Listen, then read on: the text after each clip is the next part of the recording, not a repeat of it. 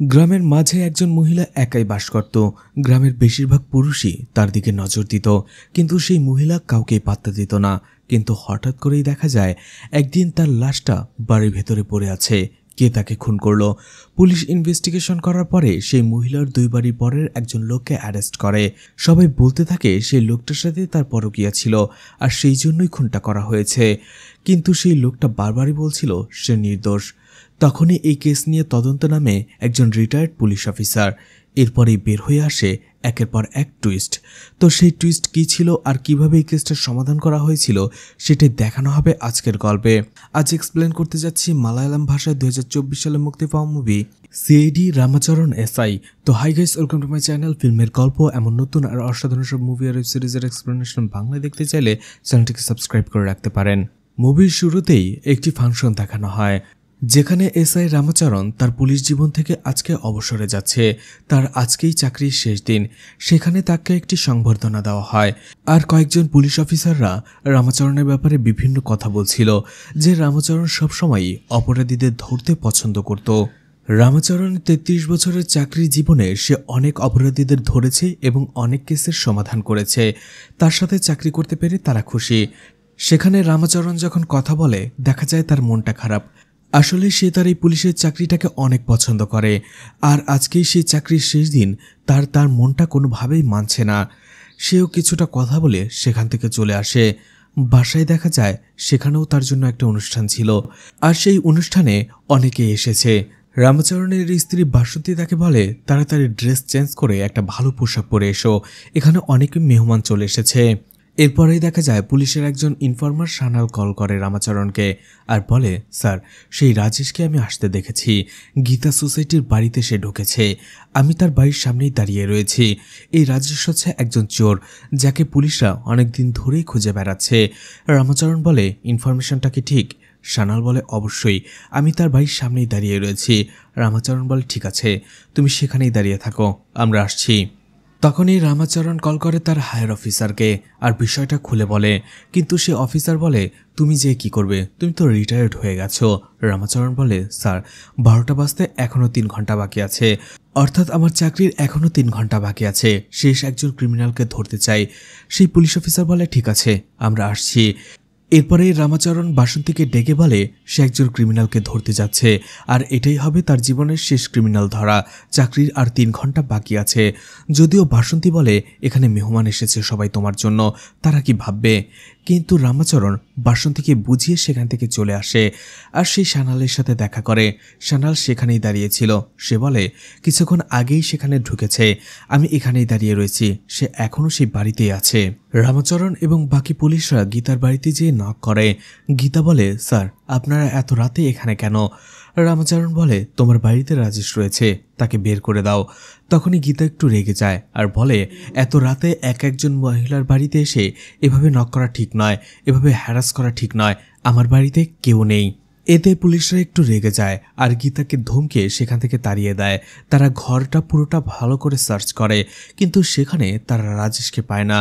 গীতার বাড়ি থেকে এসে তারা আবারও সোনালকে কল করে। রামাচরণ বলে, তুমি কি আমার সাথে মজা নিচ্ছ? এত রাতে কোথায় রাজেশ? রাজেশকে তো কোথাও পেলাম না। সোনাল বলে, স্যার, আমি নিজের চোখে দেখেছি, আর ও কোথাও বেরও হয়নি, আমি আমার মেয়ের কসম করে বলছি। রামাচরণ সোনালের কথা বিশ্বাস করে, বুঝতে পারে রাজেশ ঘরের ভেতরেই কোথাও লুকিয়ে রয়েছে, কিন্তু কোথায়, আর তাকে খুঁজেই বা কি করে বের করবে। এরপরেই রামাচরণ আবারও গীতার বাড়িতে ঢোকে। তার রান্নাঘরে ঢোকে কয়েকটি মরিচ পোড়ায়, শুকনো মরিচ, আর তারা নিজেরাই নাকে কাপড় বেঁধে নেয়, যাতে করে সেই ধোঁয়ার গন্ধটা তারা না পায়। আর ঘরের ভেতরে পুরোটা জায়গা জুড়ে সেই ধোঁয়াটা তারা ছড়িয়ে দেয়, যাতে ঘরের যেখানেই রাজেশ লুকিয়ে থাকুক না কেন সে যাতে একাই বের হয়ে আসে। দেখা যায় কিছুক্ষণ পরে রামাচরণের এই আইডিয়াটা কাজে লাগে। রাজেশ ঘর থেকে কাশতে থাকে। এরপরে রামাচরণ এবং বাকি পুলিশরা ভেতরে যেয়ে দেখতে পায় গীতার একটি টাঙানো জামার ভেতরেই রাজেশ এতক্ষণ লুকিয়েছিল। তাকে ধরে এবং টর্চার করে, জিজ্ঞেস করে সে যে গাড়িটা চুরি করেছে সেটা কোথায়, কিন্তু রাজেশ বারবার বলছিল সে গাড়িটি চুরি করেনি। অন্যদিকে রামাচরণ আশপাশটা ভালো করে খুঁজে দেখছিল। পাশেই সে ছোট্ট একটি ঘর দেখতে পায়, যেটার ভেতরে কাঠের টুকরো দিয়ে বোঝাই। সে ভালো করে জায়গাটা দেখে, তখনই সে দেখতে পায় সেখানে একটি টায়ার মার্ক ছিল। রামাচরণ বুঝে যায় যে এই ছোট্ট ঘরের ভেতরেই গাড়িটিকে লুকিয়ে রাখা হয়েছে। আর সেই ঘরের ভেতরে কয়েকটি কাঠের টুকরো সরাতেই সে দেখতে পায় ঘরের ভেতরেই গাড়িটি ছিল। গাড়িটি রাখার পরে গাড়ির সামনে কতগুলো কাঠের টুকরো রাখা হয়েছে, যাতে সবাই মনে করে পুরো ঘর জুড়েই কাঠের টুকরো ছিল। আর এভাবেই রাজেশ এবং তার চুরি করা গাড়িটিকে জব্দ করে রামাচরণ। এরপরে এই কয়েকদিন পরের ঘটনা দেখানো হয়, যেখানে থানার সামনে একটি চায়ের দোকানে বসে রামাচরণ চা খাচ্ছিল। আসলে রামাচরণ রিটায়ার্ড হয়ে গেছে, এখান থেকে চলে যাবে, তাই শেষবারের মতো সবার সাথে দেখা করতে এসেছে। সেখানে বাইরে একজন পুলিশ অফিসার তার সাথে দেখা করে এবং তার সাথে কুশল বিনিময় করে। তাকে জিজ্ঞেস করে, স্যার আপনি কোয়ার্টার থেকে কবে যাবেন? আসলে আমি কোয়ার্টারের জন্য অ্যাপ্লাই করেছিলাম, স্যার বলেছে আপনি চলে গেলে সেই কোয়ার্টারটা আমাকেই দেবে। রামাচরণের মনটা আবারও একটু খারাপ হয়ে যায়, এতদিনের বাসাটা তাকে ছেড়ে দিতে হবে। রামাচরণ বলে, আমি এই সপ্তাহের মধ্যেই চলে যাব।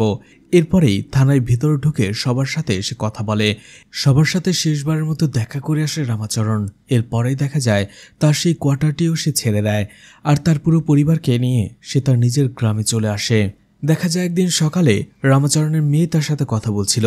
বলে, বাবা তুমি মাকে একটু বুঝিয়ে বলো, তুমি বললেই মা শুনবে আর আমাকে শহরে যেতে দেবে চাকরির জন্য। কিন্তু তার মা বলে, কোনো দরকার নেই, শহর থেকে গ্রামে এসেছে, এখন একটু শান্তিতে থাকবো, তুমি আবারও সেই শহরে যেতে চাইছো? ঠিক তখনই দেখা যায় রামাচরণের বন্ধু আলিয়ান সেখানে চলে আসে। তারা একসাথে নাস্তা করে, এরপরে দুজনেই বের হয়ে যায়। গাড়িতে আসার সময় রামাচরণকে তার বন্ধু রাবারের বিজনেস করার জন্য বলছিল। এরপরেই আলিয়ান বলতে থাকে, আজকে তাদের মন্দিরে একটি মিটিং হবে। আসলে মন্দিরের কালেকশন বক্স নিয়ে তাদের একটু ঝামেলা হয়েছে। তারা যখন সেই মন্দিরের কমিটি ছিল, সেখানে কালেকশন বক্সে প্রত্যেক মাসে কমপক্ষে 25,000 টাকা হতো। কালেকশন বক্সের তালাটা অনেক পুরনো হয়ে গিয়েছিল। যখনই নতুন তালা লাগানো হলো, ঠিক তখন থেকেই গোলমালটা বাঁধে। এখন মাসে 1,000 থেকে 1500 টাকা হয়। এতে সবার মনে একটা সন্দেহ জাগছে, তাই তারা সবাই সিদ্ধান্ত নিয়েছে সবার সামনেই কালেকশন বক্সটা খোলা হবে। রামাচরণ সেখানে যায় আর পুরো বিষয়টা ভালো করে খেয়াল করে। সেখানে দেখা যায় একই রকমভাবে লক খোলার পরে খুবই অল্প পরিমাণ টাকা ছিল সেই কালেকশন বক্সে, গত কয়েক মাসের মতোই। আর এটা নিয়ে সেখানের কমিটি মেম্বার এবং আরও কিছু মেম্বারদের সাথে ঝগড়া লেগে যায়। সেখানে একটা মারামারি বেঁধে যায়, আর সেই মারামারিতে আলিয়ানও কিছুটা মার খায়। সেখান থেকে চলে আসার পরে রামাচরণ আলিয়ানকে জিজ্ঞেস করে, কমিটির প্রেসিডেন্ট কি সবসময় তোমাদের সামনে সেই কালেকশন বক্সটা খোলে? আলিয়ান বলে, হ্যাঁ, আর তুমি কখনোই তাকে সন্দেহ করতে পারবে না, কারণ কমিটির মধ্যে সেই সব থেকে ডিসেন্ট ম্যান। এছাড়া সেই কালেকশন বক্সের চাবিটাও ব্যাংকের লকারে থাকে। যখনই ব্যাংকের লকার খোলা হয়, তখনই সেই চাবিটা নিয়ে আসা হয় ব্যাংক থেকে। রামাচরণ বলে, তার মানে প্রেসিডেন্ট নয়, কিন্তু প্রেসিডেন্টের কাছের কেউ অথবা কমিটির অন্য কোনো মেম্বার যে বাহাতি। কথাটা শুনে একটু ভয় পেয়ে যায় আলিয়ান, কারণ আলিয়ান নিজেও একজন বাহাতি ছিল। তখনই গাড়িতে লাগানো একটি তালা আলিয়ানকে খুলতে বলে রামাচরণ। আলিয়ান সেটা খোলার পরেই এরপরে রামাচরণ, সে একজন ডানহাতি ছিল, সে তালাটা লাগায় আর বলে, খেয়াল করেছ, বামহাতি এবং ডানহাতি তালা লাগানোর স্টাইলটাই আলাদা, তালাটা উল্টোভাবে থাকে বামহাতি লাগালে। আলিয়ান বলে, তার মানে তুমি কি আমাকে সন্দেহ করছো? রামাচরণ বলে, না, কারণ তোমার মাথায় এত বুদ্ধি নেই। তুমি এক কাজ করো, ব্যাংকে যাও, ব্যাংকের আশেপাশের সিসিটিভি ফুটেজ চেক করো, সেখানেই দেখতে পাবে প্রেসিডেন্টের ঘনিষ্ঠ কোনো লোক বা কমিটির কোনো মেম্বার অযথা ব্যাংকের আশেপাশে বারবার ঘোরাঘুরি করছে কিনা। আর চেক করবে ওই লোকটা ব্যাংক থেকে কয়েন এক্সচেঞ্জ করে নোট নেওয়ার জন্য এসেছে কিনা, কারণ কালেকশন বক্সে বেশিরভাগ কয়েন থাকে, তাই সেটা এক্সচেঞ্জ করে নোট নেওয়ার জন্য সে আসতে পারে। অন্যদিকে সে বাহাতি কিনা এটাও চেক করবে। আলিয়ান বলে, আমি বুঝতে পেরেছি। এদিকে রাতের বেলায় রামাচরণকে তার একজন ইনফর্মার কল দেয় আর বলে, এই জায়গায় সন্দেহজনক কয়েকজন লোক ঘোরাফেরা করছে। এটা শুনে রামাচরণ পোশাক হাতে নেয় যে পরে সেখানে যাবে। তখনই তার স্ত্রী বাসন্তী বলে, তুমি কোথায় যাচ্ছ? তুমি তোমার চাকরি থেকে রিটায়ার নিয়ে নিয়েছ, চুপচাপ ঘুমাও। কিন্তু রামাচরণের কোনোভাবেই ঘুম আসছিল না। সে বাইরে এসে মন খারাপ করে বসে থাকে। পরদিনই রামাচরণ শহরে চলে আসে তার এক উকিল বন্ধু সান্তোষের সাথে দেখা করতে। তারা কাজ শেষ করে একটি বারে চলে আসে এবং ড্রিঙ্কস করতে করতে কথা বলে। সেখানে সান্তোষ তাকে বলে, তোমার ঘুম না আসার কারণটা কি? 33 বছর পর্যন্ত তুমি সেই চাকরিটা করেছো, এখন শান্তিতে রাতের বেলা একটু মদ খাও আর নাক ডেকে ঘুমাও, জীবনটাকে উপভোগ করো। কিন্তু রামাচরণ বলে, আমি কোনোভাবেই আমার সেই অভ্যাসটা ত্যাগ করতে পারছি না। আমি 33 বছর ধরে সেই কাজটা করেছি। তখনই সন্তোষ বলে, ঠিক আছে, আমি তোমাকে একটা আইডিয়া দিচ্ছি। যেহেতু তোমার কেস সলভ করতে ভালো লাগে আর 33 বছর জীবনে তুমি অনেক অপরাধীকেই ধরেছ, তাই এই কাজটা তুমি কন্টিনিউ করে যেতে পারো। তুমি চাইলে একটি সিআইডি এজেন্সি খুলতে পারো। এরকম দেশে অনেক সিআইডি এজেন্সি রয়েছে যারা আনঅফিসিয়ালি অনেক কেসের সমাধান করে। সন্তোষ রামাচরণকে বলে, তুমি কি রাজনী পণ্ডিতের নাম শুনেছ, যে মহারাষ্ট্রের বিখ্যাত একটি ডিটেকটিভ এজেন্সি চালায়, যে অনেক হাই প্রোফাইল মার্ডার কেস তার নিজের ডিটেকটিভ এজেন্সির মাধ্যমে সমাধান করেছে। তুমিও চাইলে এমন একটি এজেন্সি খুলতে পারো। ডিটেকটিভ এজেন্সি খোলার পরে আমি তোমাকে কেস দেব। আইডিয়াটা ভালো লাগে রামাচরণের। রামাচরণ বাড়িতে আসার পরে তার স্ত্রী বাসন্তীকে যখন এই ব্যাপারে বলে, সে একেবারেই নারাজ ছিল। সে বলে, তুমি এখন শেষ বয়সে, এখন একটু রেস্ট করো, আরাম করো, এখানে আমাদের একটু শান্তিতে থাকতে দাও। ঠিক তখনই দেখা যায় আয়লান এবং কিছু লোক তার বাড়িতে আসে এবং রামাচরণকে সংবর্ধনা দেয়। কারণটা হচ্ছে রামাচরণ যে আইডিয়াটা দিয়েছিল সেটার মাধ্যমেই সে টাকা চোরকে তারা ধরতে পেরেছে। আলিয়ান বলে, এতদিন প্রেসিডেন্টের নাতি সেখান থেকে টাকা চুরি করত। আসলে নতুন লক বানানোর সময় সে তার একটা ডুপ্লিকেট চাবি বানিয়ে রেখেছিল আর সেটা দিয়েই সে টাকা চুরি করে নিয়ে যেত। এরপরে রামাচরণ তার ডিটেকটিভ এজেন্সি খুলে দেয়, যেটার নাম দেয় সিআইডি রামাচরণ এসআই। আর এই সুযোগে রামাচরণ এবং তার মেয়ে শহরে এসে থাকতে শুরু করে। কিন্তু এজেন্সি খোলার কয়েকদিন পরেও রামাচরণ কোনো কেসই পায় না। এতে করে সে একটু হতাশ হয়। রাতে রামাচরণ এবং সন্তোষ একটি বারে মদ খাচ্ছিল আর সেখানেই সন্তোষ তাকে একটি কেসের কথা বলে। সেটা হচ্ছে একজন লোক খুনের আসামি হয়ে জেল খাটছে, কিন্তু সে বারবার বলছে সে খুন করেনি, সে নির্দোষ। আর সন্তোষেরও মনে হয় সেই লোকটা নির্দোষ, কারণ লোকটার বয়ান শুনে তার কাছে সেটাই মনে হয়েছে। পুলিশ ভালো করে ইনভেস্টিগেশন না করেই লোকটাকে জেলে ভরে দিয়েছে। রামাচরণ বলে, এমনটা হয় নাকি? পুলিশ তো ইনভেস্টিগেশন করেছেই। কিন্তু সন্তোষ বলে, না, এখনকার অনেক পুলিশ অফিসার রয়েছে যারা শুধুমাত্র কেস ক্লোজ করার ধান্দায় থাকে, তাই যে কোনো একজনকে অপরাধী বানিয়ে জেলে পাঠাতে পারলেই তাদের হয়। তুমি কেসটা দেখো, আমি লোকটাকে পাঠাবো, তুমি তার বয়ান শুনে দেখো সে কি বলে। তখনই মাতাল একজন লোক সেখানে এসে বলে সে কি একটি সোডা নিতে পারে। লোকটার নাম কুমার। সন্তোষ বলে, সোডা নিয়ে যাও। কুমার তাদের থ্যাঙ্কস দেওয়ার জন্য তার একটি কার্ড দেয় আর বলে যে কোনো প্রয়োজনে আমাকে কল করতে পারেন। কিন্তু তার এই সোডা নেওয়ার ব্যাপারটা রামাচরণের পছন্দ হয় না। লোকটা যাওয়ার পরে, অর্থাৎ কুমার সেখান থেকে যাওয়ার পরেই সে কার্ডটা দুমড়ে মুচড়ে ফেলে দেয়। রাতের বেলা বাড়ি ফিরেই রামাচরণকে দেখা যায় সেই কেস ফাইলটা পড়ছিল। হঠাৎ করেই বিদ্যুৎ চলে যাওয়াতে রামাচরণ এবং তার মেয়ে বসে গল্প করতে থাকে। তখনই দরজায় নক হয়। দেখা যায় জয়রাজ সেখানে চলে এসেছে। জয়রাজ বলে, সন্তোষজি আমাকে এখানে আসতে বলেছিল। রামাচরণ বুঝতে পেরে তাকে ভেতরে নিয়ে যেয়ে বসায়। জয়রাজ বলতে শুরু করে। জয়রাজ বলে, আমি চেলুকুলাম গ্রামে থাকি। সেখানে বেশিরভাগ লোকেরাই মিডল ক্লাস। আর যে মহিলা খুন হয়েছে উর্মিলা দেবী, সে আমার 2 বাড়ির পরেই থাকে। সে অন্য জায়গা থেকে এই গ্রামে এসে বসতি শুরু করে। 15 বছর আগে হবে সে এই গ্রামে সুদের ব্যবসা করত, অর্থাৎ সুদে টাকা লেনদেন করত। সে দেখতে অনেকটাই সুন্দরী ছিল, যার ফলে আমি তার প্রতি অনেকটা ইন্টারেস্টেড ছিলাম। আর এটা নিয়ে আমার এবং আমার স্ত্রীর মধ্যে অনেক ঝগড়া হয়। দেখা যায় জয়রাজ একদিন সকালবেলায় রেডি সেডি হয়ে যাচ্ছিল। তার স্ত্রী বলতে থাকে, আমি জানি আপনি এই সময়ে এভাবে কোথায় যাচ্ছেন। আর এভাবেই তাদের মধ্যে ঝগড়াটা শুরু হয়। জয়রাজ নাস্তা না করেই সেখান থেকে বের হয়ে আসে। আর আসার সময় দেখা যায় সে একটি বাড়ির সামনে দিয়ে আসে, উর্মিলা দেবীর বাড়ির সামনে। উর্মিলা দেবী বাড়ির সামনেই দাঁড়িয়েছিল। দুজনেই একে অপরের দিকে তাকিয়ে থাকে। উর্মিলা দেবী তাকে দেখে একটু হাসেও। এরপরে জয়রাজ তাদেরই গ্রামের একজন লোককে পঞ্চায়েত কমিটির বাসাতে নিয়ে যায় এবং সেখানেই ড্রপ করে দিয়ে চলে আসে। জয়রাজ সেখান থেকে একটি বাস স্ট্যান্ডে চলে আসে আর সাজি নামের একটি লোকের সাথে কথা বলতে থাকে। আসলে জয়রাজ মাঝে মধ্যে এখানে এসে তাদের সাথে আড্ডা দিত। সাজিকে সে বলে আজকে সে একটু লং ট্রিপে যাবে। আসলে তার এক বন্ধু দুবাই থেকে তার জন্য কিছু জিনিস পাঠিয়েছে, সেগুলোই সে আনতে যাবে। দেখা যায় সাজি জানতো যে জয়রাজ উর্মিলাকে পছন্দ করে। এটা নিয়ে সে তার সাথে একটু মজা করে। এরপরে জয়রাজ বাসে করে সেখান থেকে চলে যায়। আর সেখান থেকে ফিরতে ফিরতে আমার রাত হয়ে যায়। আমার এক বন্ধু গিলিশ আমাকে গাড়ি দিয়ে নামিয়ে দিয়ে যায়। এছাড়া দুবাই থেকে আমার বন্ধু যে জিনিসগুলো পাঠিয়েছিল তাদের মধ্যে একটা ছিল ড্রিঙ্কস। আর সেখানে বসেই আমি সবার সাথে একটু ড্রিঙ্কস করি। তখন সাজি আমাকে আড়ালে নিয়ে যেয়ে বলে, তোমার সাথে তোমার স্ত্রী কি কোনো ঝামেলা হয়েছে? আজকে সে উর্মিলার বাড়িতে এসে ঝগড়া করেছিল। সেখানে পাড়া প্রতিবেশীরা সবাই এই বিষয়টা দেখেছে। কথা শুনে হতাশ হয়ে পড়ে জয়রাজ। জয়রাজকে দেখা যায় তখনই কিছু জিনিসপত্র নিয়ে সে চলে আসে উর্মিলার বাড়িতে। আর উর্মিলাকে বলে, আমাকে ক্ষমা করে দাও, আমার স্ত্রী যা করেছে সেটার জন্য তুমি আমাকে ক্ষমা করে দাও, আর এই উপহারগুলো রাখো।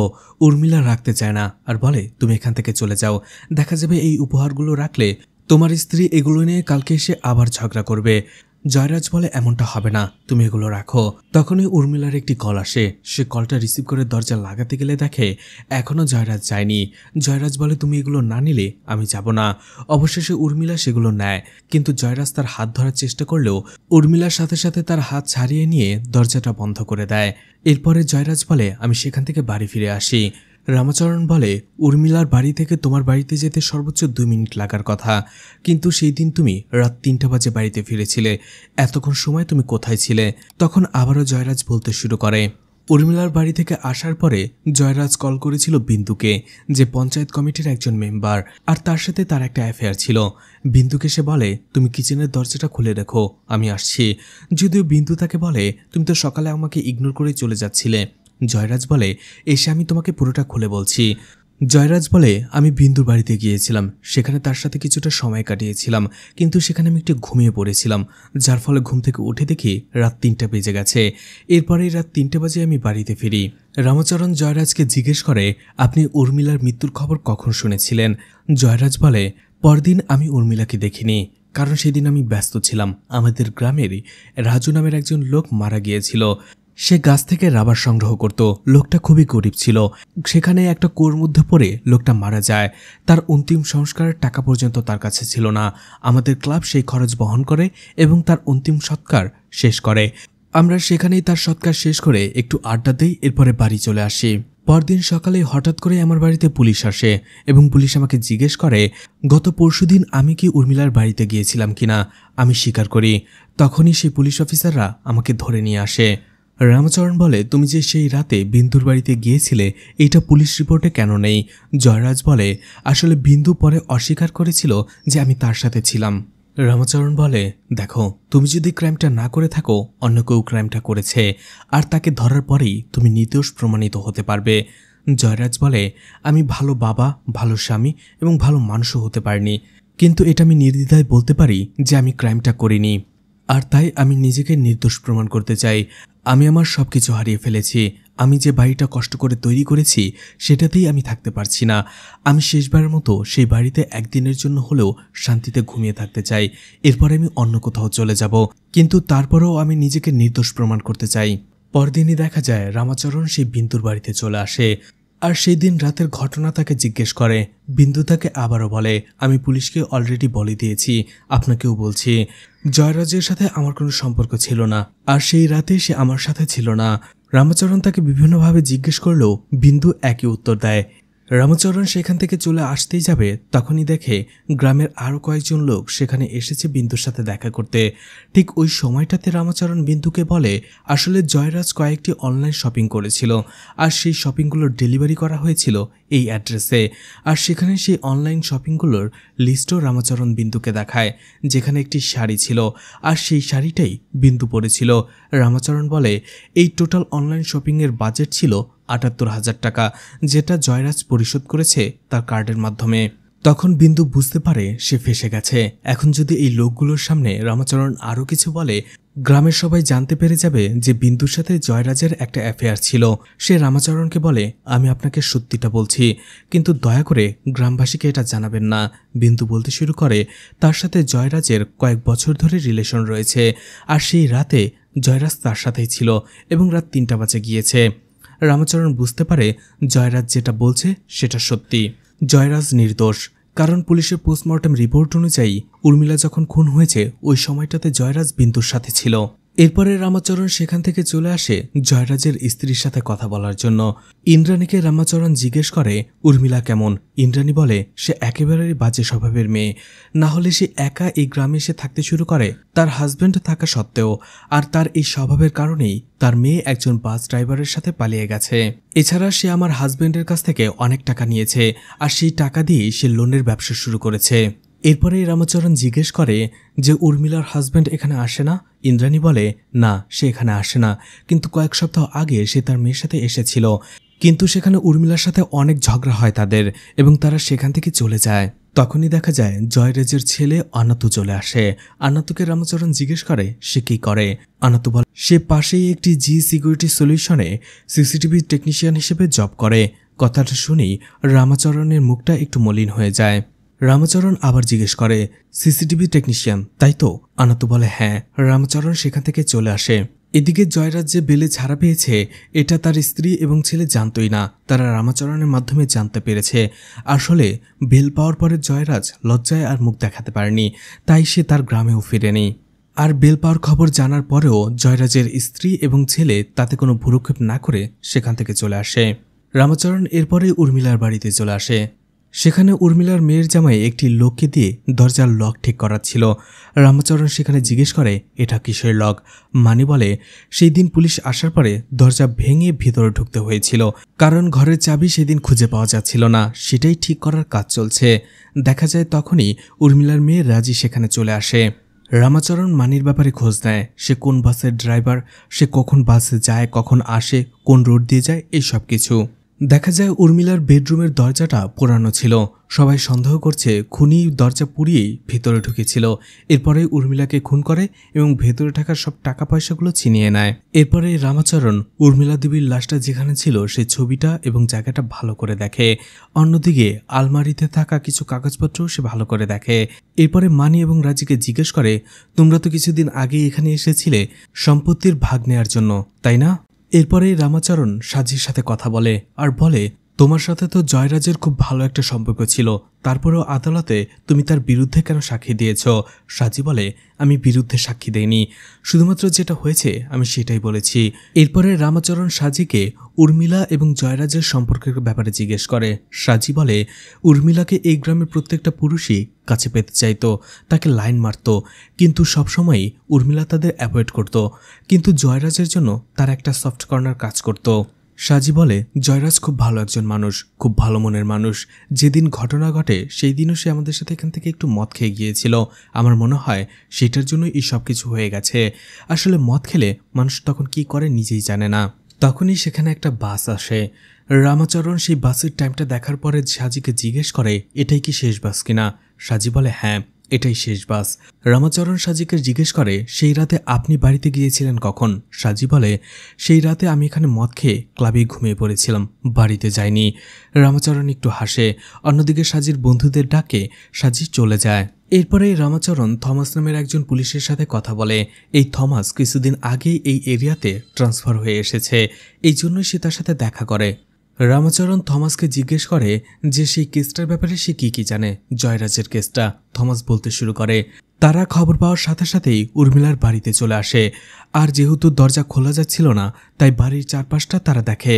থমাস বলে সেদিন ক্রিসমাস ছিল, উর্মিলা দেবী তার বাড়িতে একাই থাকতো, এছাড়া সে সুদের ব্যবসা করত, অর্থাৎ মানুষকে টাকা দিত লোনে। এমনই একজন মহিলা সুমঙ্গলা সেই দিন টাকা নিতে এসেছিল। ক্রিসমাসের রাতে সুমঙ্গলার সাথে উর্মিলার কথা হয়েছিল। উর্মিলা তাকে বলেছিল পরদিন সকালে সে টাকা নিয়ে যাওয়ার জন্য, কিন্তু সুমঙ্গলা পরদিন সকালে আসলেও দরজায় নক করলেও দরজা খোলে না উর্মিলা। সুমঙ্গলা সেদিন চলে যায়, পরদিন আবারও আসে, কিন্তু পরদিন একই রকমভাবে দেখা যায় এবং চারপাশে জিজ্ঞেস করে দেখা যায় সারাদিনের জন্য একবারও উর্মিলা বাইরে বের হয়নি। তাতেই সবার সন্দেহ বেড়ে যায়। তারা পুলিশকে কল করে। পুলিশ জানালার কাজ ভেঙার পরে দেখতে পারে উর্মিলা দেবী মরে পড়ে আছে। এরপরেই সামনের দরজা ভেঙে তারা উর্মিলার লাশটা উদ্ধার করে। এরপরে থমাস বলতে থাকে আমরা লাশটাকে চেক করে দেখি গলার ভেতরে দাগ ছিল, অর্থাৎ গলায় কোনো কাপড় পেঁচিয়ে তাকে হত্যা করা হয়েছে। এছাড়া আমরা সেখানে কোনো ফিঙ্গারপ্রিন্ট পাইনি যাতে আমরা কাউকে সন্দেহ করতে পারি। এছাড়া আমরা যখন সিসিটিভি চেক করি, যখন জয়রাজ সেখানে এসেছিল তার ঠিক 3 মিনিট পরেই সিসিটিভিটা বন্ধ হয়ে যায়। থমাস বলতে থাকে স্যার আপনি যে করে হোক এই কেসটা নিয়ে ইনভেস্টিগেশন করুন, ভালো একটা রেজাল্ট পাবেন, কারণ আমাদের সিআই কেসটা ইনভেস্টিগেশন না করেই শুধু কেসটা ক্লোজ করে দিয়েছে। থমাস বলে কারণ আমরা যখন রুম সার্চ করছিলাম সেখানে আমরা কয়েকটি কাগজের টুকরো পেয়েছি যেখানে আলাদা আলাদা 2টা অ্যাড্রেস লেখা ছিল। আমাদের সিআই স্যার সেই অ্যাড্রেসগুলোতে যে চেক পর্যন্ত করেনি।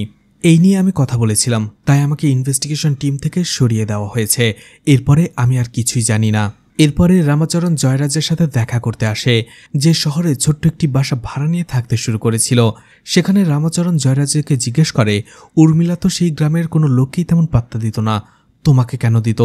জয়রাজ বলে, আমি তার সাথে ইচ্ছে করে সম্পর্ক গড়ে তুলেছিলাম। আমার টাকার লোন নেওয়ার কোনো প্রয়োজন ছিল না, কিন্তু তারপরেও টাকার লোন নেওয়ার বাহানায় আমি উর্মিলার কাছে যেতাম, টাকার লোন নিতাম এবং সময় মতো সুদ সমেত সেই টাকাগুলো ফেরত দিতাম। আর এইভাবে আমি রেগুলার করতাম। আর একটা সময় উর্মিলাও বুঝে গিয়েছিল যে আমার টাকাগুলো প্রয়োজন নেই, আমি এগুলো ইচ্ছে করেই করছি। উর্মিলাও বিষয়টাকে ভালোভাবেই নেয়। এছাড়াও উর্মিলার মেয়ে রাজি যখন বাস ড্রাইভারের সাথে পালিয়ে গিয়েছিল, আমি তাকে সান্ত্বনা দিয়েছিলাম, তার পাশে যেয়ে দাঁড়িয়েছিলাম। আর সেই থেকে আমাদের দুজনের মধ্যে একটা সম্পর্ক তৈরি হয়ে যায়। কারণ উর্মিলার মেয়ে পালিয়ে যাওয়ার সময় টাকা পয়সা এবং স্বর্ণগহনা নিয়ে পালিয়ে গিয়েছিল। সেই সময়টাতে উর্মিলা একেবারেই ভেঙে পড়েছিল। আমি তাকে টাকা দিয়েছিলাম তার বিজনেসটা আবার শুরু করার জন্য। রামাচরণ সেখান থেকে আসার সময় জয়রাজকে বলে, এত বড় বাড়ি রেখে এই ছোট্ট ঘরে থাকতে নিশ্চয়ই তোমার অসুবিধা হচ্ছে, সবকিছু গুছিয়ে নাও, শীঘ্রই তুমি তোমার বাড়ি যেতে পারবে। কথাটা শুনে জয়রাজ খুবই খুশি হয়। এরপরেই রামাচরণ ডিওয়াইএসপি শাহজাহানের কাছে চলে আসে এবং তার অনুমতি নিয়ে উর্মিলার বাড়ির সিসিটিভি ফুটেজ পুরোটা দেখে। এরপরেই রামাচরণ উমান কুত্তাম নামের একজন লোকের সাথে দেখা করতে আসে। এই উমান কুত্তাম হচ্ছে উর্মিলার হাজবেন্ড। উমান কুত্তাম ছিল একজন মদ্যপায়ী লোক, সে সবসময় মদ খেত, আর এই জন্যই উর্মিলা তাকে ছেড়ে এসেছিল। রামাচরণ যখন তার সাথে দেখা করতে যায় তখনও সে মদ খাচ্ছিল।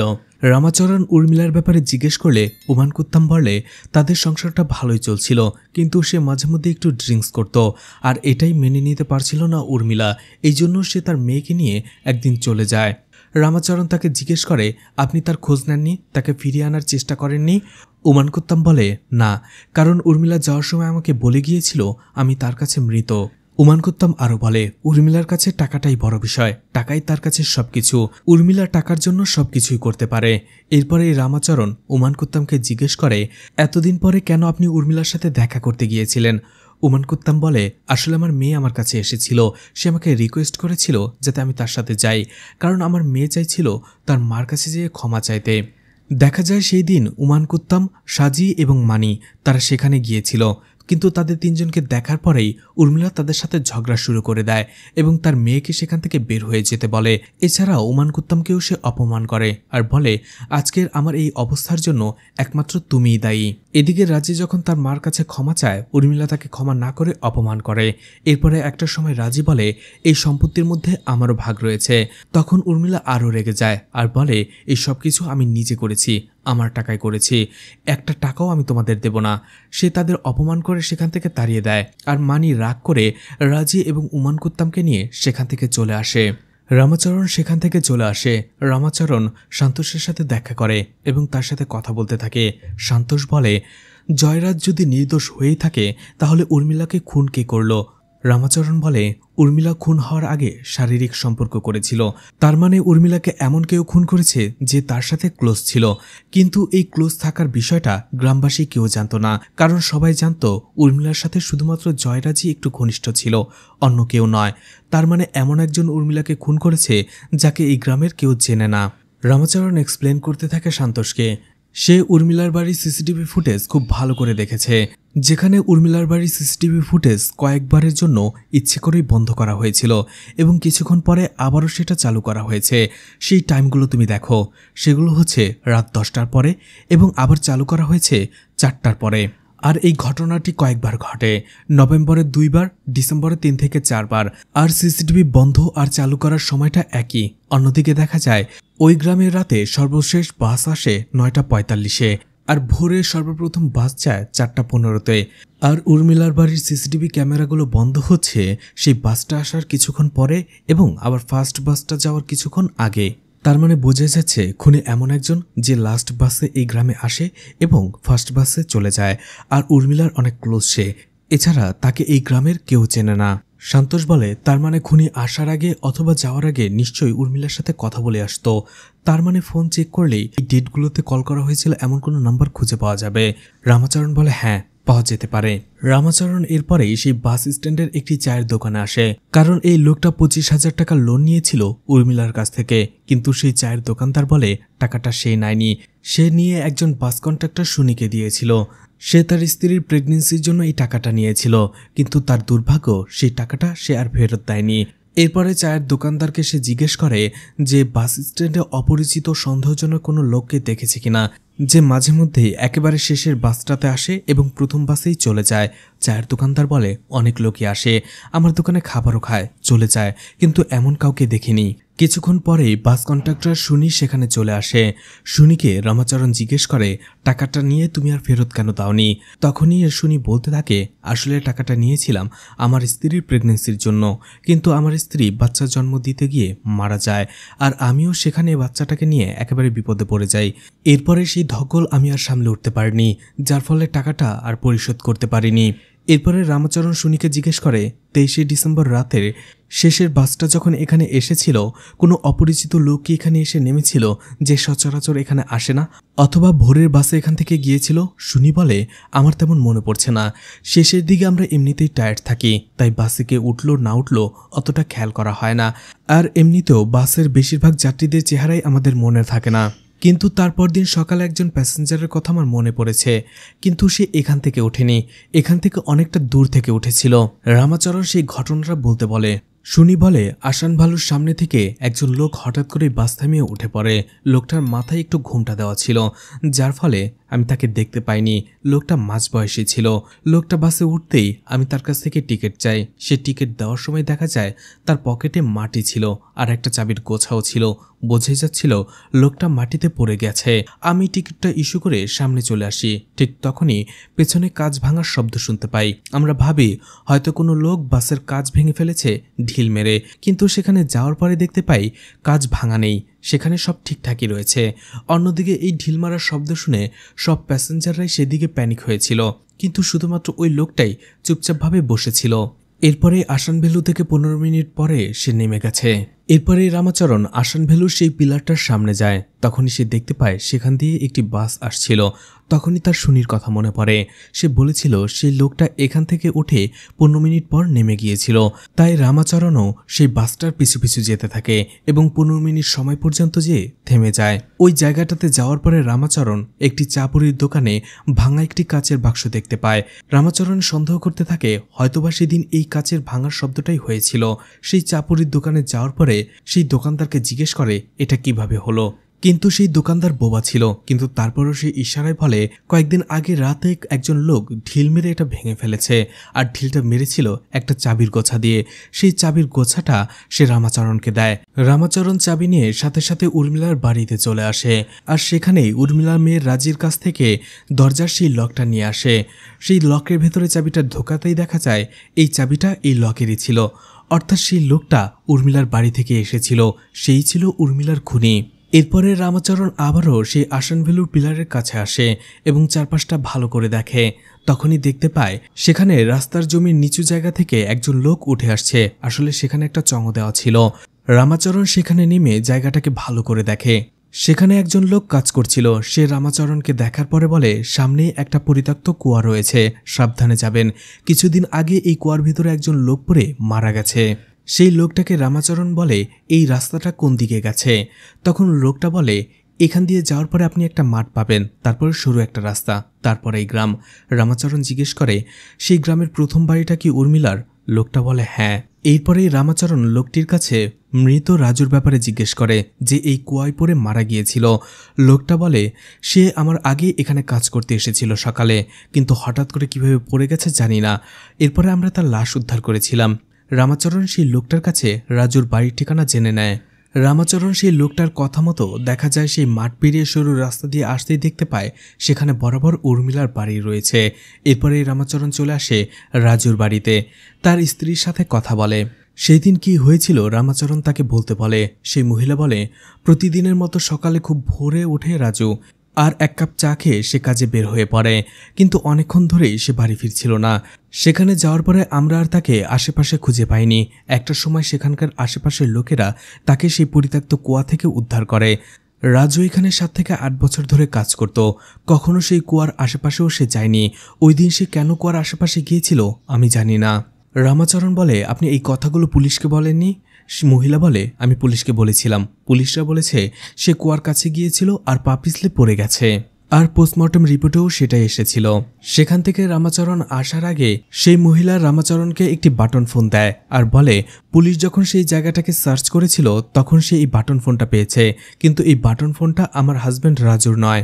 এরপরে দেখা যায় উর্মিলার ঘরে মারা যাওয়ার সময় যে দুটি কাগজ পাওয়া গিয়েছিল যেখানে ঠিকানা লেখা ছিল সেই ঠিকানায় চলে আসে রামাচরণ আর তাদের জিজ্ঞেস করে তারা উর্মিলাকে চেনে কিনা, কিন্তু সেই মহিলা বলে না, তারা ওই মহিলাকে চেনে না, পুলিশও এসেছিল ইনকোয়ারি করার জন্য, তারা একই কথা বলেছে। রামাচরণ তাদের পরিবারের কে কি করে, কোথায় থাকে সবকিছু জেনে সেখান থেকে চলে আসে। এরপরে রামাচরণ অন্য একটি ঠিকানায় যায়, কিন্তু সেই বাড়ির মহিলা রেগে যায়, কারণ মহিলা একাই ছিল বাড়িতে আর রামাচরণ রাতে গিয়েছিল। সেই মহিলা তাদের বাড়ির লোকদের খবর দেয়, তারা এসে সেখানে একটা ঝামেলা তৈরি করে ফেলে আর বলে আপনি কি পুলিশ? পুলিশ হলে আইডি কার্ড দেখান। সেই বাড়ির লোকটি রামাচরণের সাথে হাতাহাতিও করে, তাকে কিছুটা মারধর করে। এরপরেই পুলিশকে খবর দেওয়া হয়। পুলিশ এসে রামাচরণকে চিনতে পারে এবং তাকে থানায় নিয়ে যায়।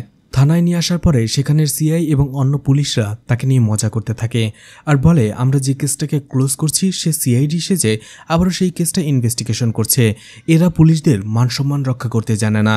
সেখানকার সিআই অন্য পুলিশকে বলে যেহেতু তারা কোনো কমপ্লেন করেনি তাই রামাচরণের মোবাইলটা রেখে দাও, তাকে সারা রাত থানায় বসিয়ে রাখো, এরপরে সকালে ছেড়ে দিও।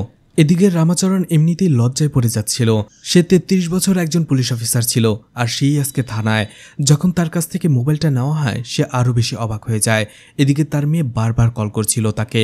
অন্যদিকে দেখা যায় সেই সিআই রেগে এসে রামাচরণকে বলে তোমাকে যদি আরেকবার এই ধরনের কাজ করতে দেখেছি আমি ভুলে যাব তুমি পুলিশে ছিলে, তোমাকে সোজা লকআপে পাঠিয়ে দেব। এভাবে তাকে অপমান করে আর এটা দেখে রামাচরণ খুবই কষ্ট পায়। ঠিক তখনই সেখানে কিছুক্ষণ পরেই থমাস চলে আসে এবং বলে স্যার আগেই বলেছিলাম এই থানার সিআই অতটা সুবিধার লোক নয়, আপনি এর থেকে দূরে থাকুন। আমি কি আপনাকে কোনো সাহায্য করতে পারি? রামাচরণ বলে তুমি শুধু আমার মেয়েকে একটা ফোন করে বলে দাও আমি কালকে সকালেই বাড়ি আসছি। সকালে বাসায় আসার পরে রামাচরণ দেখতে পায় তার স্ত্রীও খবর পেয়ে এখানে চলে এসেছে। তার স্ত্রী বাসন্তী রামাচরণকে সান্ত্বনা দেয় আর বলে ওরা কেস কিভাবে ইনভেস্টিগেশন করতে হয় জানে না, তুমি কেসটা ইনভেস্টিগেশন করে সলভ করে ওদের দেখিয়ে দাও, তুমি হার মেনো না। এতে রামাচরণও আবারও সাহস পায়, সে খুশি হয় তার স্ত্রীর কথায়, কারণ পুলিশদের কাছ থেকে এরকম ব্যবহার পাওয়ায় সে একেবারেই ভেঙে পড়েছিল। তখনই রামাচরণকে একজন কল করে। আসলে এই লোকটা একটি আইটি ডিপার্টমেন্টে কাজ করত আর রামাচরণের কথায় যে ফোনটা সে রাজুর স্ত্রীর কাছ থেকে পেয়েছিল সেই ফোন নাম্বারের ডিটেলস বের করতে বলেছিল। সেই লোকটা বলে এই ফোন নাম্বার থেকে 7 মাসে শুধু একটা নাম্বারেই কল গিয়েছিল। রামাচরণ বলে ওই নাম্বারের ডিটেলসটাও বের করো। রামাচরণ আবারও সবগুলো ইনফরমেশন ভালো করে দেখতে থাকে এবং সেখানে সে দেখতে পায় উর্মিলাকে খুন করে হয়তোবা সেই লোকটি বাগানের ভেতরে সেই পথটা দিয়ে আসছিল এবং রাস্তার মাঝেই তার সাথে রাজুর দেখা হয় এবং রাজুকে সে ধাক্কা মেরে কুয়াতে ফেলে দেয় আর এতেই রাজুর মৃত্যু হয়। অন্যদিকে ভুলক্রমে সেখানে মোবাইলটা পড়ে যায়। এরপরেই রামাচরণ পুরো কেসটা ব্রিফ করতে থাকে ডিওয়াইএসপি শাহজাহানের কাছে। সে বলতে থাকে রাজুর স্ত্রী তাকে যে মোবাইলটা দিয়েছিল সেখান থেকে সে ডিটেলস পেয়েছে। এই ফোন থেকে গত 7 মাসে একটা নাম্বারেই কল করা হচ্ছিল আর কলগুলো যখনই করা হচ্ছিল তার 10 থেকে 15 মিনিট পরেই উর্মিলার বাড়ির সিসিটিভি ক্যামেরা বন্ধ হয়ে যেত। আর যেদিন উর্মিলা মার্ডার হয় সেই দুটি নাম্বার একই লোকেশনে ছিল, উর্মিলার বাড়িতে। আর এই দুইটি ফোন নাম্বার ইউজ করা হতো শুধু উর্মিলা আর সেই লোকটার মধ্যে যোগাযোগ করার জন্য। এই ফোন দুইটারই অ্যাড্রেস আমি বের করেছি। সিম কার্ডের অ্যাড্রেসে আমি গিয়েছিলাম 2 জায়গায়। একটা ছিল সালাউদ্দিন, সেখানে যাওয়ার পরে আমি জানতে পারি সে মারা গেছে। অনেকদিন ধরেই সে অ্যালজাইমারের রোগী ছিল। সেই নাম্বারের ব্যাপারে জিজ্ঞেস করলে বলা হয় যে আলাউদ্দিনের কাছ থেকে সেই ফোনটা হারিয়ে গিয়েছিল। এছাড়া সালাউদ্দিন তার এই রোগের জন্য মেডিকেল কলেজে চিকিৎসা নিচ্ছিল। এছাড়া আরও একটি অ্যাড্রেস রিমা, সেখানেও আমি গিয়েছিলাম। রিমা নামে সেই মহিলাটি শয্যাশয়ী, কারণ স্ট্রোক করার পরে সে বিছানা থেকে আর উঠতে পারে না। তার মেয়ের সাথেও আমার কথা হয়েছে, এটা তারই ফোন নাম্বার ছিল কিন্তু সেটা হারিয়ে গিয়েছে। আর এই রিমাও সেই মেডিকেল কলেজেই চিকিৎসা নিচ্ছিল। এই উর্মিলা, রিমা এবং সালাউদ্দিনের মধ্যে একটা কমন কানেকশন রয়েছে, সেটা হচ্ছে তারা তিনজনই মেডিকেল কলেজের ডক্টর সুরেশের কাছে চিকিৎসা নিচ্ছিল। দেখা যায় রামাচরণ সেই মেডিকেল কলেজে ডক্টর সুরেশের সাথেও দেখা করেছিল। সে দেখতে পায় রোগীরা যখন ডক্টর সুরেশের কাছে যায় অনেকে হয়তো ভুল করে তাদের মোবাইলটা সেখানেই রেখে গিয়েছিল আর এই মোবাইলগুলো সেখানকার কর্মচারীরা খুঁজে পেলে তারা নিজেদের কাছে রেখে দেয়। কেউ যদি সার্চ করে তারা সেই মোবাইলগুলো তাদের ফেরত দেয়। আর সেখানকার কর্মচারীদের সাথে সে কথা বলে জানতে পেরেছে সেখানেই রিমা এবং সালাউদ্দিনের মোবাইলটা হারিয়ে গিয়েছিল। রামাচরণ বলে তার মানে হচ্ছে সেই মেডিকেল কলেজে রিমা এবং সালাউদ্দিনের ফোনটা হারিয়ে গিয়েছিল। এখন এই ফোনটাই হচ্ছে সেই খুনি আর উর্মিলার মধ্যে কানেকশনের একটা যোগাযোগ ব্যবস্থা। অন্যদিকে হারিয়ে যাওয়া ফোনগুলো সেই মেডিকেল কলেজ থেকে 4 ধরনের লোক উঠাতে পারে। সেখানকার এমপ্লয়ি, সেখানকার রোগী অথবা রোগীর সাথে যারা আসে সেই লোকগুলো অথবা পেশাদার চোর। কিন্তু আমার মনে হয় না কোনো রোগী বা রোগীর আত্মীয় স্বজনরা এই কাজটা করেছে। বাকি দুই গ্রুপের লোকেরাই এই কাজটা করতে পারে, এমপ্লয়ি অথবা পেশাদার চোর। আর যেই এই কাজটা করেছে সেই আমাদের খুনি। এরপরে ডিওয়াইএসপি শাহজাহান সেই মেডিকেল কলেজের যতজন স্টাফ রয়েছে গত 1 বছর ধরে তাদের লিস্ট বের করতে বলে, তাদের ডিটেলস বের করতে বলে। এছাড়া মেডিকেল কলেজের আশেপাশের চোরদেরও একটা তালিকা বের করতে বলে সে। এরপরেই শাহজাহান সেই সিআই এবং অন্য একজন পুলিশ অফিসারকে বলে যে তোমরা কি ইনভেস্টিগেশন করেছো। আসল ইনভেস্টিগেশন এটাকে বলে। তোমরা ইনভেস্টিগেশন নামে ভুলভাল একজন লোককে ধরে জেলে ভরে দিয়েছ। অন্যদিকে রামাচরণ যখন এই কেসটা নিয়ে ডিটেলস ইনভেস্টিগেশন করছিল, উল্টো তুমি তাকে থানায় নিয়ে অপমান করেছ। তোমাদের বিষয়টা আমি পরে দেখছি। এই কেসের সব ডিটেলস রামাচরণকে হ্যান্ডওভার করো। এখন থেকে রামাচরণ অফিসিয়ালি এই কেসটা ইনভেস্টিগেশন করবে এবং পুলিশ তাকে সব দিক থেকে সাহায্য করবে। এছাড়া ডিওয়াইএসপি শাহজাহান রামাচরণকে অ্যাপ্রিসিয়েট করে। এর একদিন পরে সেই ডিওয়াইএসপি শাহজাহান আবারও রামাচরণকে কল করে আর বলে যে নাম্বার এবং ফোনটা আমরা ট্র্যাক করছিলাম সেই ফোনে নতুন একটা সিম কার্ড ওপেন করা হয়েছে আর সেটা পথেনকুটি এরিয়াতে অ্যাক্টিভ রয়েছে। সেই এরিয়াতে চলে যায় রামাচরণ এবং একটি চায়ের দোকানে বসে তাদেরকে জিজ্ঞেস করে এই এরিয়াতে মেডিকেল কলেজের কেউ চাকরি করে কিনা। তখনই তারা বলে হ্যাঁ, মেডিকেল কলেজে চাকরি করে ব্রোকার মাধবীর ছেলে রঘুই মেডিকেল কলেজে চাকরি করত, কিন্তু এখন সে চাকরিটা ছেড়ে দিয়েছে। সেই ঘটক মাধবীর ঠিকানা নিয়ে রামাচরণ সেখানে চলে আসে এবং কথায় কথায় জিজ্ঞেস করে তার ছেলে কোথায়। রামাচরণ মাধবীকে আসলে বলেছিল যে সে তার মেয়ের জন্য ছেলে দেখতেই এখানে এসেছে। এই জন্য মাধবীও কোনো কিছু মনে না করে সব কথা বলে দেয়। রামাচরণ যখন মাধবীর কাছে রঘুর নাম্বার চায়, মাধবী বলে পেছনের ঘরের ভেতরে একটা সাইনবোর্ড রয়েছে, ওখানেই ওর নাম্বার পেয়ে যাবেন। রামাচরণ সে জায়গায় যায়, দেখা যায় সেখানে একটি মেডিকেল কলেজের সাইনবোর্ড ছিল আর সেটার ভেতরেই রঘুর নাম্বার ছিল।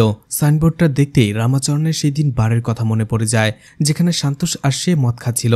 তখনই কুমার নামের একটি লোক সেখানে আসে এবং সোডা নেওয়ার সময় তাদের দুইজনকে তার ভিজিটিং কার্ড দিয়েছিল। সেই কার্ডটাও এই মেডিকেল কলেজেরই ছিল।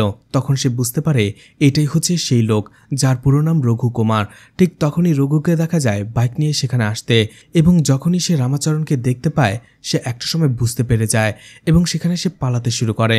কিন্তু রামাচরণ পুলিশ ব্যাকআপ নিয়ে এসেছিল যারা আড়ালে বসেছিল, তাই রঘু যখন পালাচ্ছিল তারা তাকে ধরে ফেলে এবং থানায় নিয়ে আসে। রঘুকে জিজ্ঞাসাবাদ করে। রঘু অবশেষে স্বীকার করে নেয় আর বলতে শুরু করে। সে বলে আমি প্রথমবার উর্মিলাকে মেডিকেলে দেখেছিলাম। প্রথমবার দেখাতেই আমার তাকে ভালো লেগেছিল। এরপরে উর্মিলা যখনই মেডিকেলে আসতো আমি তার টিকিটটা আগে থেকেই কেটে রাখতাম আর এভাবেই আমাদের দুজনের মধ্যে জানাশোনা হয়, কথা হয়। আর আস্তে আস্তে তারা কাছে চলে আসে আর এভাবেই তারা লুকিয়ে লুকিয়ে উর্মিলার বাড়িতে দেখা করত। একসাথে তারা মদ খেত, গল্প করত, নিজেদের কথা শেয়ার করত আর এভাবেই তারা একে অপরের প্রেমে পড়ে যায়। সেখানে তারা একটা অ্যাফেয়ারে জড়িয়ে পড়ে। উর্মিলা রঘুকে বলতো আমার গ্রামের আশেপাশে অনেক প্রতিবেশী রয়েছে, সবাই আমার সাথে ক্লোজ হওয়ার চেষ্টা করে, কিন্তু আমি জানি সবাই কি চায়, কিন্তু তুমি সবার থেকে আলাদা। সবাই যেটা চায় তুমি সেটা চাও না, আর এই জন্যই আমার তোমাকে ভালো লাগে।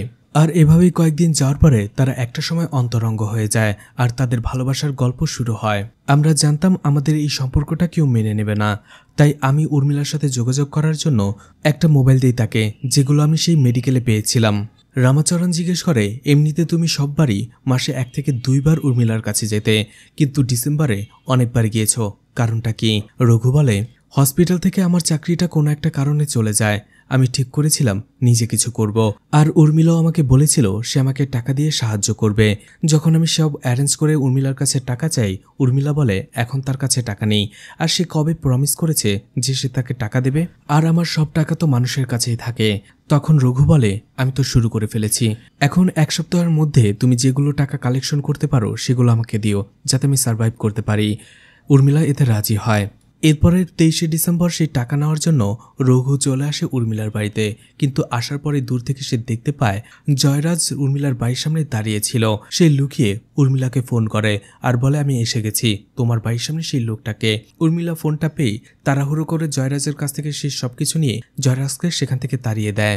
এরপরে রাতে অন্তরঙ্গ হওয়ার পরে যখন তারা রেস্ট নিচ্ছিল ওই সময়টাতে সুমঙ্গলা নামের সেই মহিলা উর্মিলাকে কল করে আর বলে তার টাকা দরকার। তাকে উর্মিলা বলেছিল কালকে সকালে সে নিয়ে যাবার জন্য। এরপরে রঘু যখন উর্মিলার কাছে টাকা চায় সে তাকে 10,000 টাকা দেয়। রঘু বলে এই 10,000 টাকা দিয়ে আমি কি করব, আমার অ্যাডভান্স সবকিছু শুরু করতে প্রায় 3.5 লাখ টাকা লাগবে। উর্মিলা একটু হেসে বলে তোমার কাছে কি মনে হয় টাকাটা এতটাই তুচ্ছ যে আমি তোমাকে এতগুলো টাকা দিয়ে দেব? আর তোমাকে এতগুলো টাকা দিলে আমি আমার বিজনেসটা কি করে করব? আর আমার এখন মাথা ব্যথা করছে, আমি একটু ঘুমাবো, তুমি এখন যেতে পারো। রঘুর মনটা খারাপ হয়ে যায়। রঘু ওয়াশরুমে যেয়ে ফ্রেশ হতে থাকে আর ভাবতে থাকে, কারণ একটু আগে আলমারি খোলার পরেই সে দেখেছিল উর্মিলার কাছে টাকা ছিল, কিন্তু তারপরও সে তাকে টাকা দিচ্ছে না। যাওয়ার সময় সে অনেকক্ষণ ভাবে আর ভাবার পরেই তার কাছে যে কাপড়টা ছিল সেই কাপড়টা দিয়েই পেছন থেকে গলায় পেঁচিয়ে ধরে উর্মিলাকে এবং তাকে শ্বাসরোধ করে সেখানেই মেরে ফেলে। এরপরেই আলমারি থেকে টাকাগুলো নেওয়ার পরে সেখানে বসেই সে ড্রিঙ্কস করতে থাকে, কিন্তু সেখান থেকে উর্মিলার লাশটা বারবার দেখা যাচ্ছিল। এই জন্য রঘু বেডরুমের দরজাটা তালা লাগিয়ে দেয়। চাবি এবং খাবার সহ সবকিছু একটা পলিথিনের মধ্যে সে ভরে ফেলে। আর সব প্রমাণ লোপাট করার পরে রঘু সেখান থেকে চলে আসে। রঘু রাস্তা থেকে বের হওয়ার পরেই সে দেখতে পায় কয়েকজন লোক সেই দিক দিয়ে আসছে। সেই লোকগুলো যাতে তাকে না দেখে এই জন্য সে বাগানের ভেতরে সেই রাস্তা দিয়ে আসতে শুরু করে, যেখানে সেই পলিথিনটা সে ফেলে দেয়। মোবাইলের লাইট জ্বালিয়ে আসার সময় হঠাৎ করে রঘুর মনে পড়ে এমন একটা ফোন সে উর্মিলাকেও দিয়েছিল, আর পুলিশ যদি সেই নাম্বারটা ট্রেস করে তাহলে সে সহজেই ধরা পড়ে যাবে। এই জন্য রঘু আবারও উর্মিলার বাড়িতে আসে। আর রঘুর মনে পড়ে সেই ফোনটা বেডরুমে ছিল, কিন্তু বেডরুমটা তো তালা দিয়ে ফেলেছে, চাবিটা আশেপাশে কোথাও খুঁজে পায় না। রঘু যে চাবিটা সেই পলিথিনের ভেতরেই ফেলে দিয়েছে সেটা তার মনে নেই। রঘু দরজা ভাঙার সিদ্ধান্ত নেয়, কিন্তু দরজা ভাঙতে গেলে শব্দ হবে, আশেপাশে মানুষ চলে আসতে পারে, তাই কেরোসিন দিয়ে সেই দরজাটা সে পুড়িয়ে ফেলে। আর দরজাটা যতক্ষণ না পর্যন্ত পুড়ে যায় সে সেখানেই অপেক্ষা করে। এরপরে রঘু সে ঘরে ঢোকে, সেই মোবাইলটা নেয়, উর্মিলার বেডরুমে তার যত হাতের ছাপ ছিল সব মুছে ফেলে। এরপরে পুলিশের ইনভেস্টিগেশন যাতে অন্যদিকে চলে যায় এই জন্য সে কয়েকটি কাগজের টুকরো ফেলে রেখে আসে, যেখানে কয়েকটি অ্যাড্রেস লেখা ছিল। আসলে এগুলো তার মা লিখত, সে যাদের বিবাহ দিত তাদের সবগুলো অ্যাড্রেস ছোট ছোট কাগজের টুকরোতে লিখে রাখত। এরপরেই আমি সেই বাগানের ভেতর দিয়ে মেন রোডে চলে আসি আর বাস নিয়ে চলে আসি। রামাচরণ বলে তুমি আমাদের সম্পূর্ণটা বলনি, পুরো ঘটনা খুলে বলো। কারণ রাজুর মারা যাওয়ার পরে তার আশেপাশ থেকে এই মোবাইলটা পেয়েছিল পুলিশ, কিন্তু তারপরও রঘু মুখ না খুললে তাকে একজন পুলিশ অফিসার টর্চার করে। অবশেষে রঘু আবারও বলতে শুরু করে। সে যখন তাড়াহুড়ো করে সেই বাগানের ভেতর দিয়ে আসছিল হঠাৎ করে সে রাজুকে দেখতে পায় যে সে কাজে আসছিল। তাকে দেখে রঘু একটু লুকিয়ে যায়, আর ঠিক ওই সময়টাতে সে কুয়োর মধ্যে পড়ে গিয়েছিল। রঘু একটা গাছ ধরে ঝুলেছিল এবং সাহায্যের জন্য চিৎকার করছিল। রাজু সাহায্যের ডাক শুনতে পেয়ে সেখানে দৌড়ে আসে আর অনেক কষ্টে রঘুকে সেই কুয়া থেকে তোলে আর জিজ্ঞেস করে আপনি কে, এখান দিয়ে এই সময় কোথায় যাচ্ছিলেন? আপনাকে তো আগে কখনো এই গ্রামে দেখিনি, এই কুয়ার মধ্যে পড়লে আপনি মারা যেতেন, কারণ এর মধ্যে নিচে শুধু পাথর আর পানি রয়েছে। রঘু তখন বুঝতে পেরে যায় রাজু বেঁচে থাকলে উর্মিলার মার্ডার কেসটার সাথে সে ফেসে যাবে, এই রাজুই তাকে ধরিয়ে দেবে। এই জন্য পেছন থেকে রাজুকে ধাক্কা মেরে সেখানে ফেলে দেয় আর তাড়াহুড়ো করে সে সেখান থেকে চলে আসে। কিন্তু যখন রঘু পড়ে গিয়েছিল তার পকেট থেকে উর্মিলার সেই মোবাইলটা পড়ে গিয়েছিল, এটা রঘু খেয়াল করেনি। এরপরেই কেসটা কোর্টে ওঠে, শান্তোষ সেই কেসটা লড়ে। সবকিছু শোনার পরে জাজ রঘুকে 2টি খুন করার জন্য ফাঁসির আদেশ দেয়। অন্যদিকে জয়রাজকে নির্দোষ বলে ছেড়ে দেওয়া হয়। এছাড়া যে অফিসাররা প্রথমে ভুলভাল ইনভেস্টিগেশন করে জয়রাজকে আসামি হিসেবে গ্রেফতার করেছিল এবং তাকে জেলে বন্দি করে রেখেছিল তাদের বিরুদ্ধে ইনকোয়ারি টিম বসানোর জন্য আদেশ দেয়। এছাড়া রামাচরণকে সবার সামনে এপ্রিসিয়েট করা হয় তার এই কাজের জন্য। জয়রাজের স্ত্রী এবং সন্তান তাকে মেনে নেয় কোর্টের শেষে, সে আবারও সবকিছু ফিরে পেয়ে যায়। এদিকে রামাচরণও খুব খুশি হয়ে যায়, সে তার ডিটেকটিভ এজেন্সির প্রথম কেসটা খুব সুন্দরভাবে ইনভেস্টিগেশন করে সমাধান করতে পেরেছে। আর এখানেই মুভিটি শেষ হয়ে যায়। আসলে অপরাধীরা যতই চালাক হোক না কেন ক্রাইম করার সময় তারা কোনো না কোনো ভুল করেই ফেলে, আর এভাবেই তারা শাস্তি পায় কোনো না কোনোভাবে।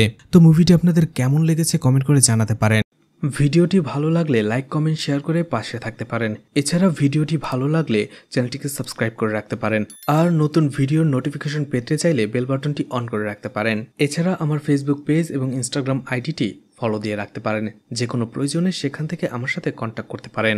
ভিডিওটি এতক্ষণ ধৈর্য ধরে দেখার জন্য ধন্যবাদ। পুরো ভিডিওতে কোথাও কোনো ভুল হলে ক্ষমাস্বরূপ দৃষ্টিতে দেখবেন আশা করি।